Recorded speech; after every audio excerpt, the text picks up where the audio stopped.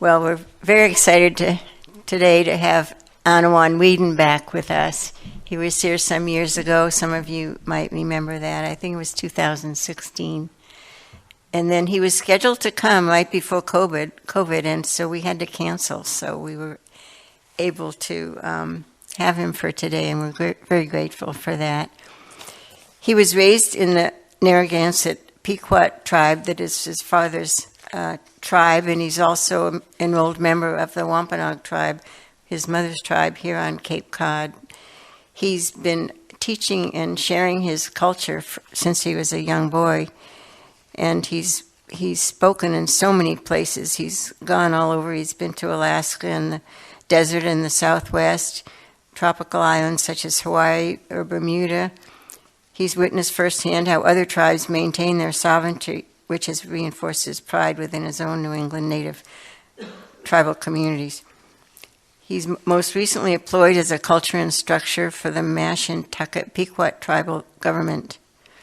He also does indigenous art, which I think he will talk about, and he has this organization, the First Light Foundation, and all of his work is now done under the title of First Light Fund. He also, by the way, worked at Plymouth Plantation and the Boston Children's Museum, and a lot of libraries and classrooms and museums and so many places for so many years. He's just wonderfully committed to sharing his culture with the rest of us. So please give him a warm Unity welcome.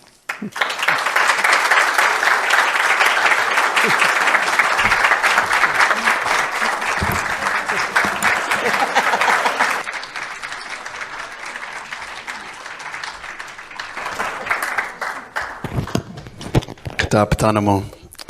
Kwe.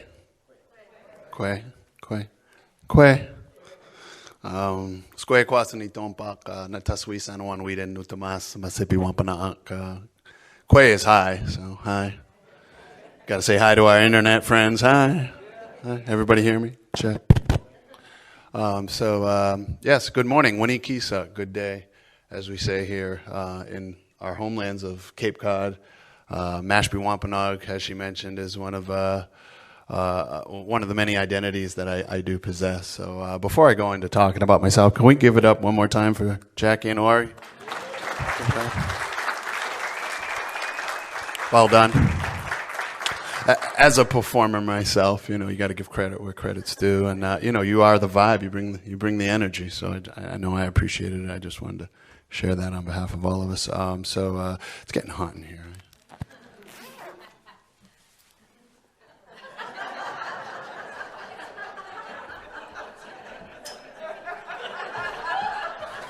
Feel much better. Feel much better now. Feel much better already. I don't know, the whole energy seemed to change in the room all of a sudden. If anybody else feels the need to disrobe, it won't offend me at all.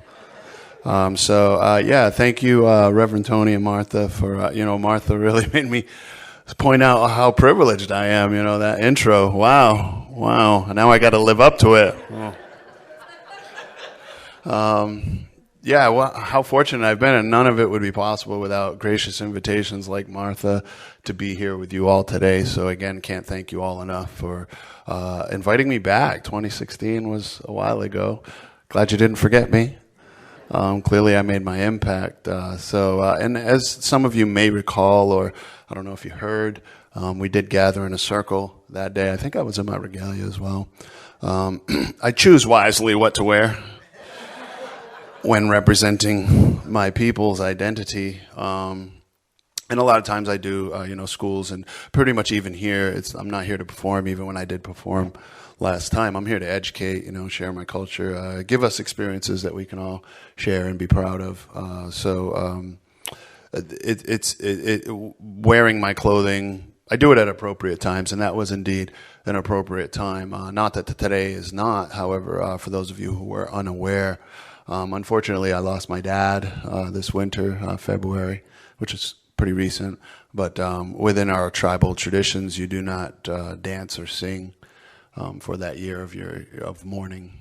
So I had to cut my hair. My braids are shorter. Not sure if you can tell, but I won't be able to sing or dance this year as a result. So I think this was put in place. Your gracious invitation was received well in advance of that, but it did change, obviously, and dictate what I was able and unable to do today. So, but I'm by no less feeling disadvantaged that, I can't share that much more of a powerful presentation about our culture here on Cape Cod. And when I say ours, I include you, because I'm assuming most of you live here.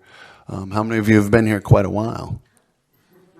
Yeah, I'm not going to ask you how long. And, don't let me fool you by my age. I've been here a while. But needless to say, I was listening to, a lot of the opening remarks, and Martha mentioned our connection to the land, and Reverend Tony, I think you put it in the words of whatever path you chose that brought you here.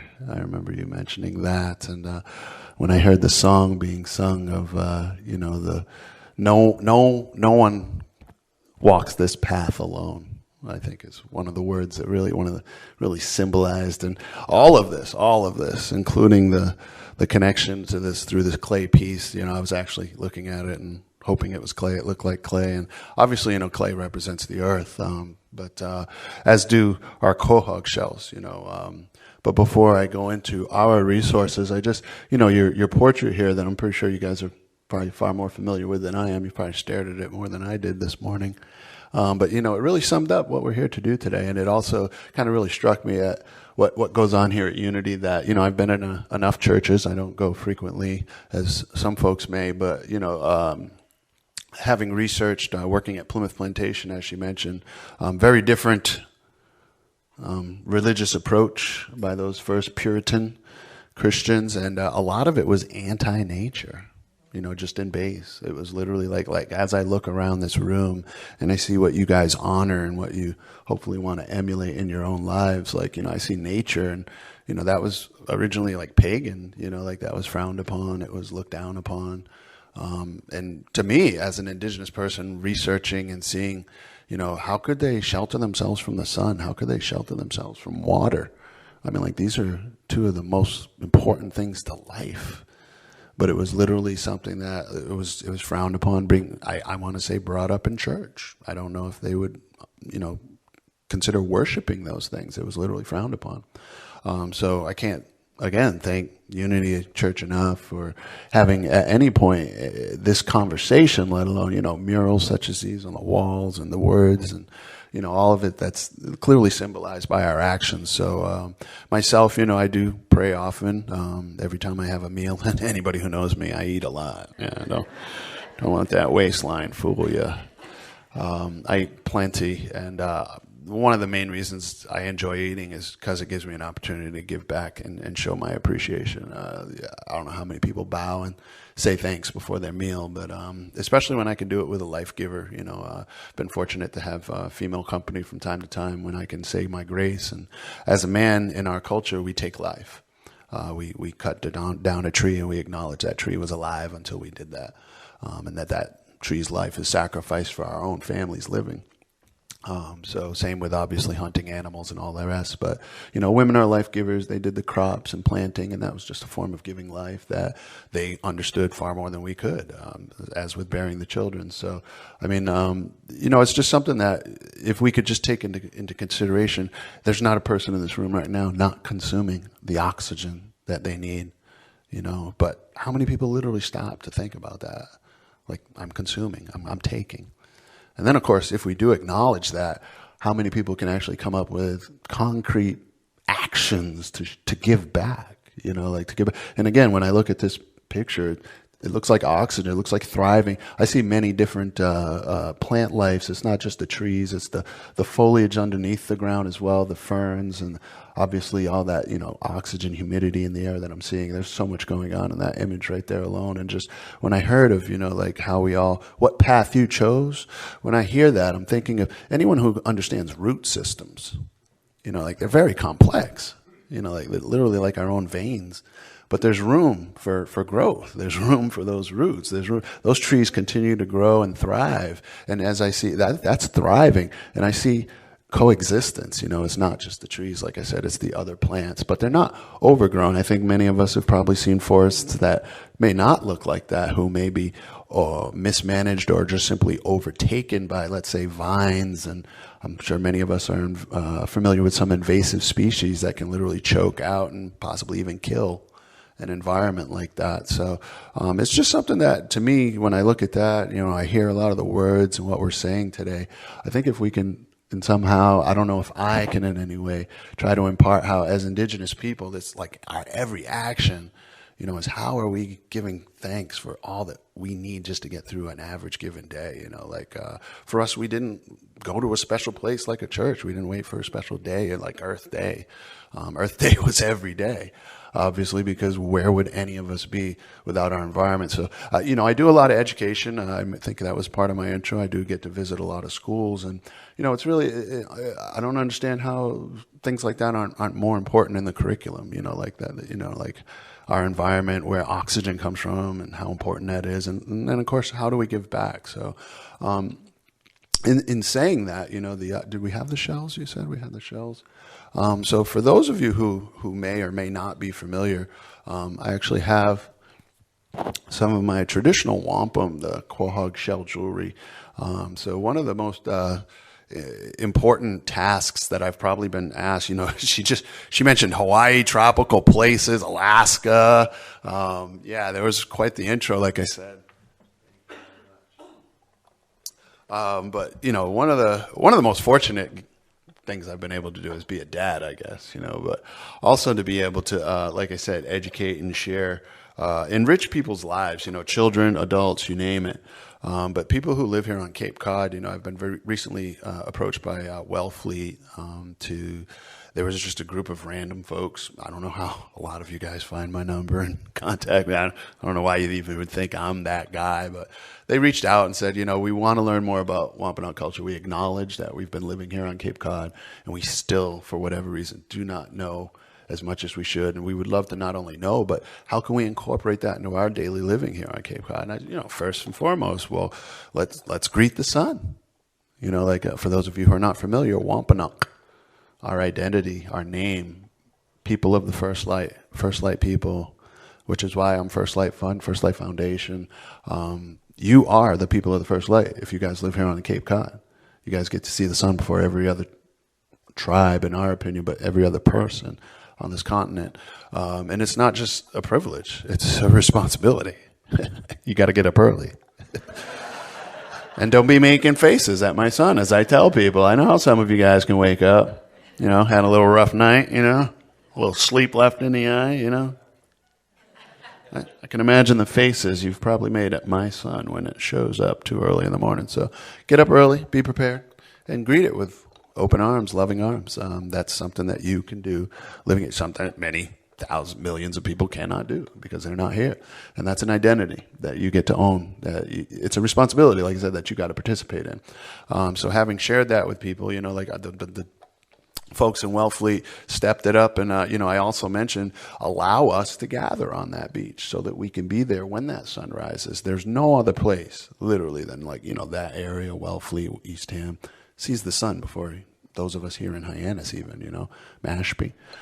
So they've actually created an opportunity for us to come on the equinoxes and solstice. So for any of you who, again, would like to take action in giving back, you're welcome, because I want to say it's not closed to the public. I mean, some of our guests here have participated with myself as well, and it's open to the public. It's open to all of you. Most people who have heard about it drop what they're doing and look forward to it. It's been usually spring solstice. We haven't done the summer solstice yet, or equinox, but winter as well. Usually those are the two that I know we have done so far. And I told them, we may not do them every year, every quarter there. Sometimes our tribe does have those ceremonies as well, but it's something that I just want to invite you folks to, I think we all can find out when these dates take place, the solstices and equinox, and it's usually a 24-hour process. So if you want to bring your sleeping bag, I bring my deer furs and lay them out and sleep right there and wake up and greet the sun together with people here on Cape Cod who feel that's important enough to do. So in speaking today with Martha about today's program, and unfortunately not being able to share our song and dance the way we have, this wampum is a very, very important part of our culture. It's a very important part of our lives. And when I say our lives, again, I'm mentioning you folks. And this is literally one of the most magical parts of not just Cape Cod, but New England as a whole. How many of you in this group possibly own turquoise jewelry or any kind of turquoise? How many people in this group own turquoise or have turquoise? Okay. How many in this group own or have wampum? I'm impressed. This is clearly Cape Cod. I'm going to assume some of you might have picked it up off the beach yourself. Yeah. Thank you for your honesty. I appreciate it. No offense. You're honoring my people's culture and heritage, and you're aware of it.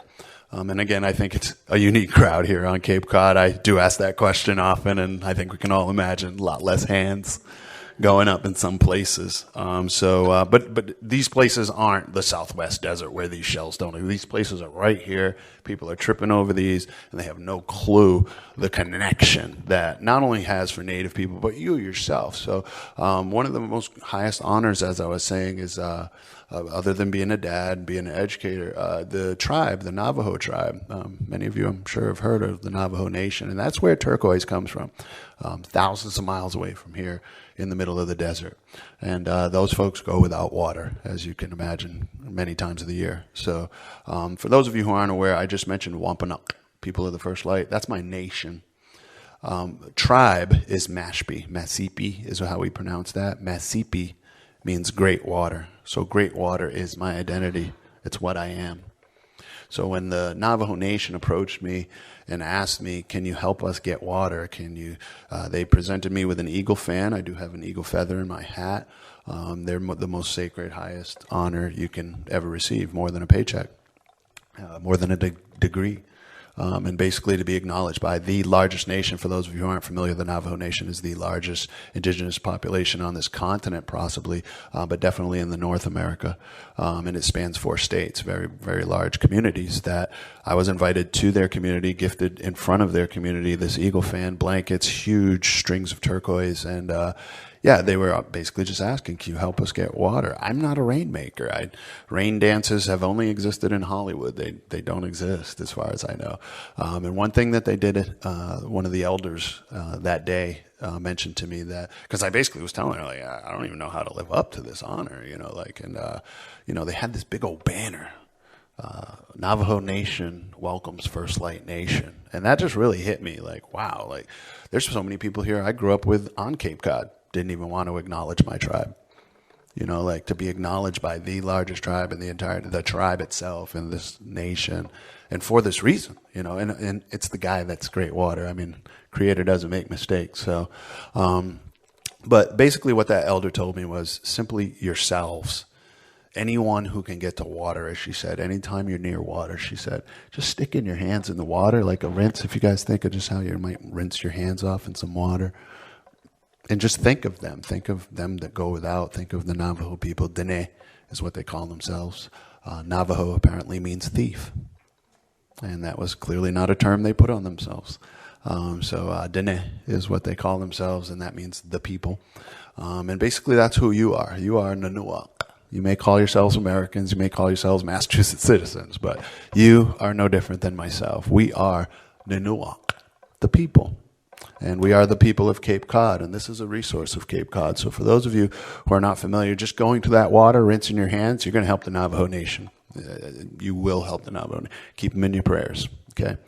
If you happen to see one of these while you're at that beach, if you go to some salty water and you look around, anybody familiar with this? I hope so. I better see a lot of hands go up. I see some people are wearing matching clothing because they already knew this was the topic of today's conversation. So who can tell me what this is? Very good, very good. When I ask the second graders, it's a clam. And if they're here in Cape Cod, boy, you better know your clams. There's a broad variety. You've narrowed it down to the mollusk family. So basically, this is a very special clam. Suquahog.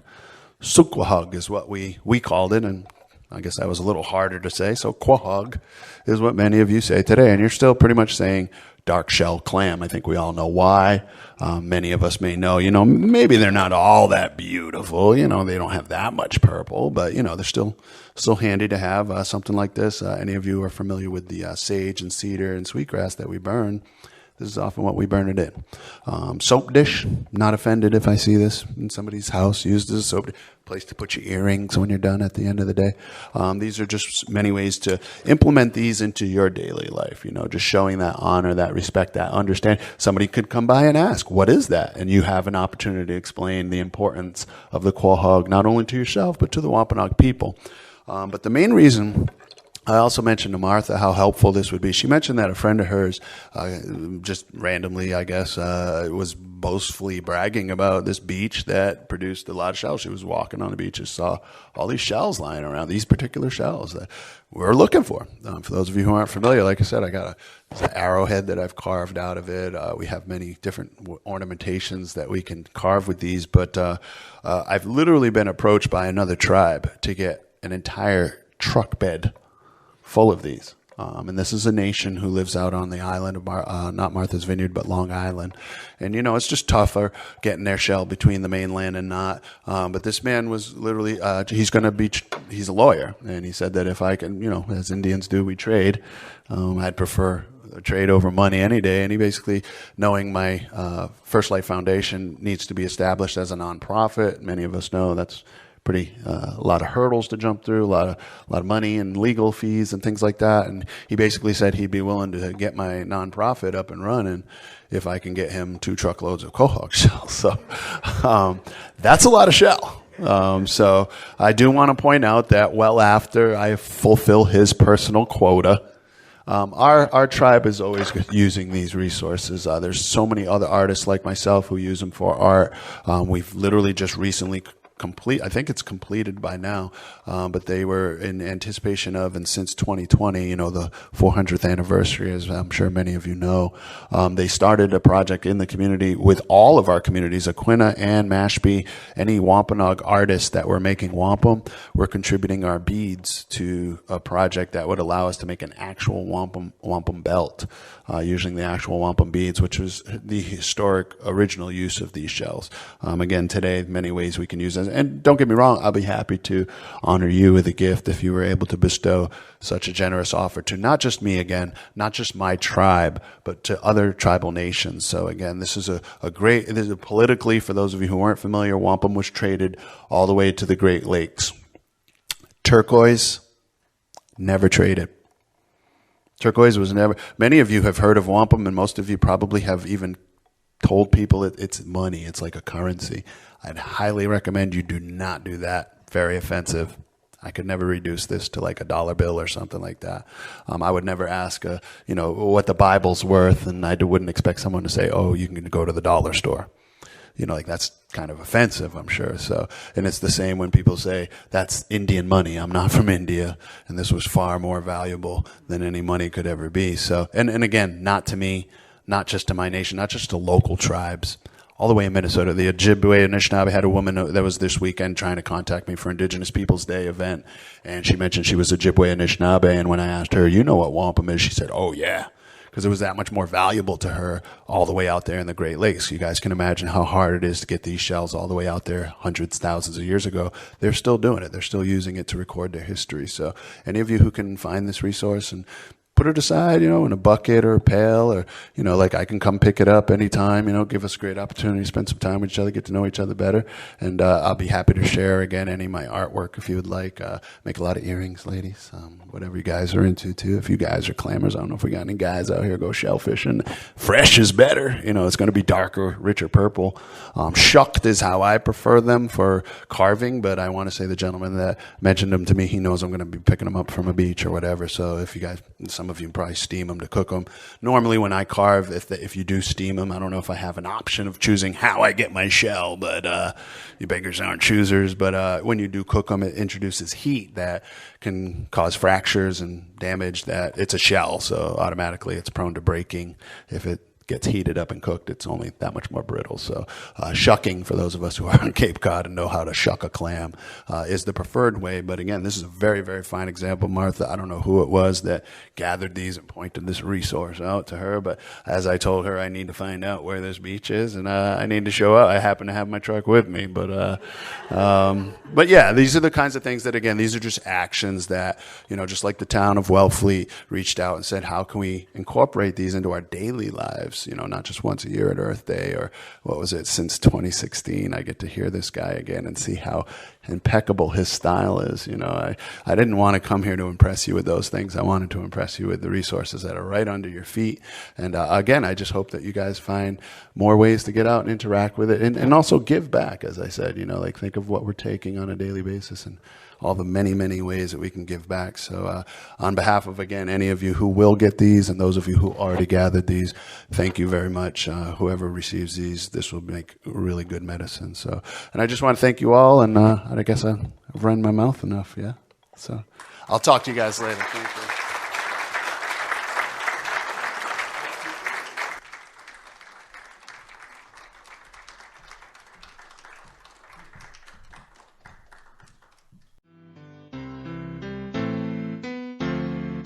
You have been watching the message from our Sunday celebration service here at Unity on Cape Cod, providing a positive path for spiritual living.